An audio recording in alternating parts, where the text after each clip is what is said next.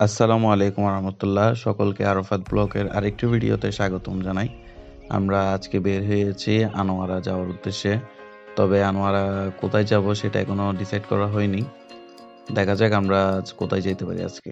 প্রতিমধ্যে জোহরের ওয়াক্ত হওয়াতে আমরা নামাজ আদায়ের জন্য একটি মসজিদে গেলাম।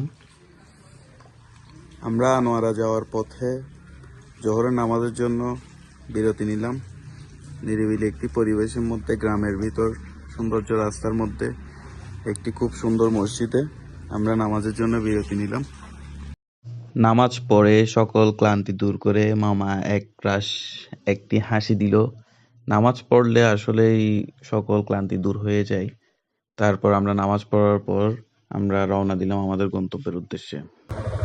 আমরা এখন দৌলতপুর বহুমুখী উচ্চ বিদ্যালয়, এটা হচ্ছে দৌলতপুর আনোয়ারা উপজেলা করতে হয়তো বলে গ্রাম আসলে বুঝে যায় গ্রামের পরিবেশ কত সুন্দর, অনেক সুন্দর গ্রামের পরিবেশ। না আসলে কোনো বুঝতে পারতাম না যে গ্রামের পরিবেশ থেকে দুই পাশে নারকেল গাছ, মাঝে মধ্যে ইচ্ছা করে এখানে একটা বাংলা বাড়ি করি। গ্রামে বিলের মাঝখানে একটা বাংলো বাড়ি করার থেকে যাওয়ার ইচ্ছা আলাদা। অনেক ইচ্ছা, আমার কিন্তু মাঝে মধ্যে অনেক শখ হয় একটা বাংলো বাড়ি করবো গ্রামের মধ্যে, মাসে একবার দুবার এসে থাকবো এরকম পরিবেশে।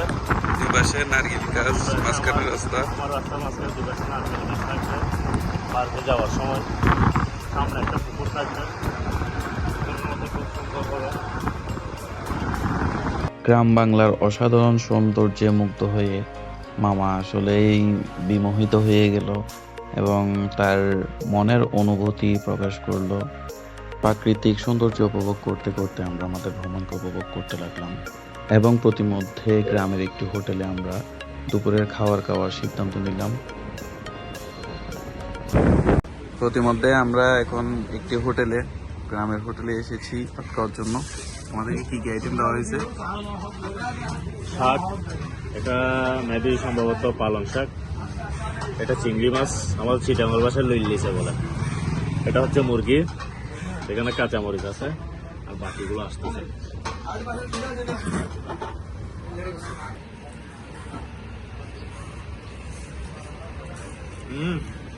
দারুণ হয়েছে, কিন্তু শাকটা কিন্তু খুবই দারুণ, একটু ঠান্ডা হয়ে গেছে কিন্তু খেতে খুব মজা। চিংড়ি মাছটা ট্রাই করে দেখি একটু কিরকম হয়েছে। কালার কিন্তু সে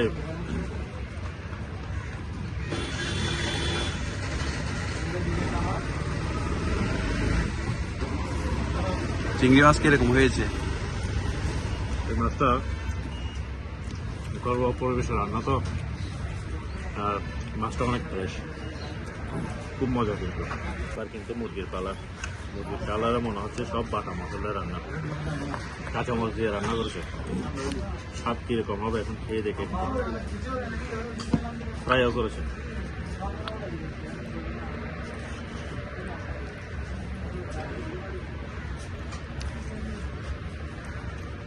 কিন্তু সম্পূর্ণ বাটা মশলা রান্না। স্বাদ কেমন? স্বাদ আছে ভালো।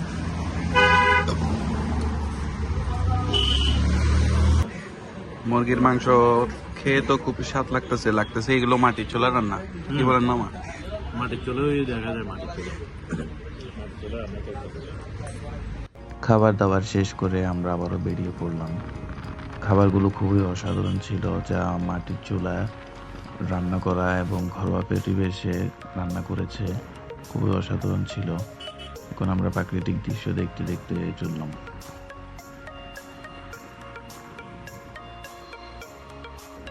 আমরা এখন যাচ্ছি ফুলতলের উদ্দেশ্যে। গ্রামের প্রাকৃতিক পরিবেশের মাঝে আমরা এখন বাইক নিয়ে যাচ্ছি।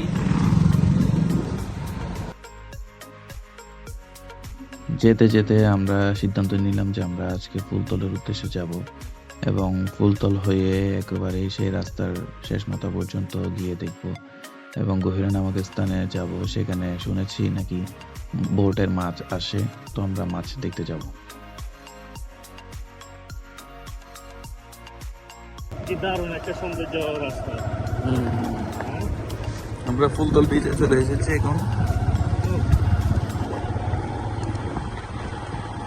দেখার মতো পরিবেশ, দেখার মতো রাস্তা এটা। তবে মানুষ বেশি থাকলে তেমন সুন্দর লাগে না, এখন মানুষ কম আছে বলে দেখতে সুন্দর। সুন্দর লাগতেছে। মানুষ থাকলে যেখানে ময়লা করে ফেলতে হবে।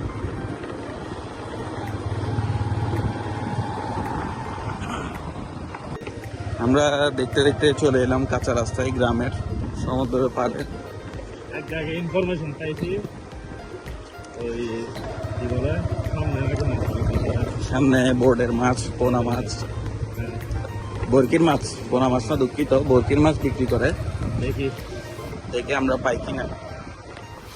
তবে রাস্তা ভাঙা, গাড়ি একটু আস্তে আস্তে চালাতে হচ্ছে, তবে খুবই আনন্দ লাগতেছে। কিন্তু অনেক দূরে চলে এসেছি। এখানে একটা জেলে পাড়া আছে, ওদিকে কিন্তু অনেক সুন্দর। সামনের থেকে কিন্তু এদিকে পরিবেশটা অনেক দারুণ, দেখার মতো।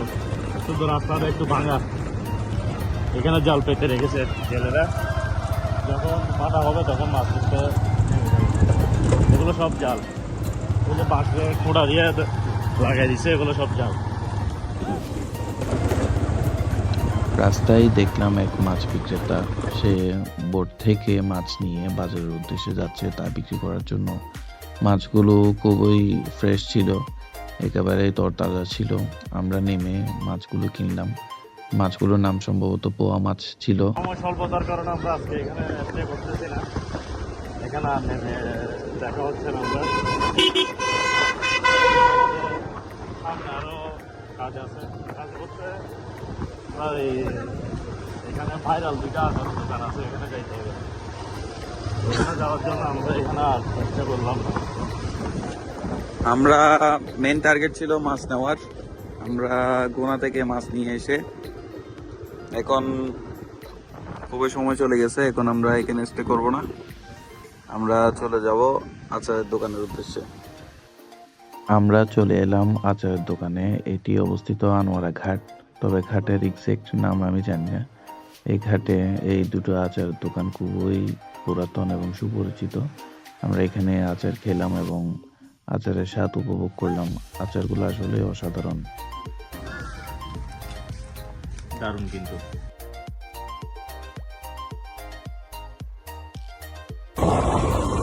কৈলাসদ্বীপ ব্রিজ, এটা আমরা এখন এসেছি বাঁশখালীর সাথে আনোয়ারি কানেক্টিং। আনোয়ারা বাঁশখালী কানেক্টিং তৈলাদ্রীপ ব্রিজে খুবই অসাধারণ একটি দৃশ্য দেখতে পেলাম। ও মাই গড, খুবই মাইন্ড ব্লোয়িং ছিল দৃশ্যটি। আমাদের সাথে থাকার জন্য সকলকে আন্তরিকভাবে ধন্যবাদ জানাচ্ছি।